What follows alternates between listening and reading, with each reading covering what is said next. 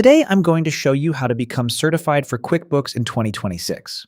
First, open your browser and search for Intuit QuickBooks certification. In the search results, open the official Intuit or QuickBooks website.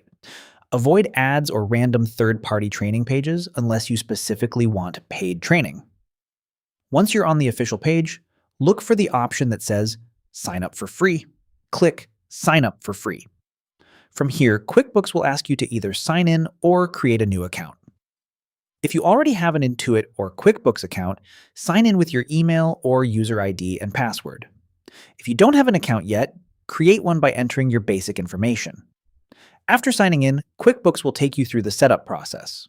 Follow the instructions on the screen until you reach the certification or training area. From there, you'll be able to access the official QuickBooks training materials, review the lessons, and complete the certification assessment when you're ready.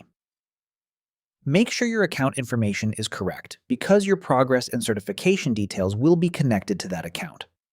So the process is search for Intuit QuickBooks certification, open the official QuickBooks page, click Sign up for free, sign in or create an account, then follow the on-screen instructions to access the training and complete your certification. And that's how to become certified for QuickBooks in 2026.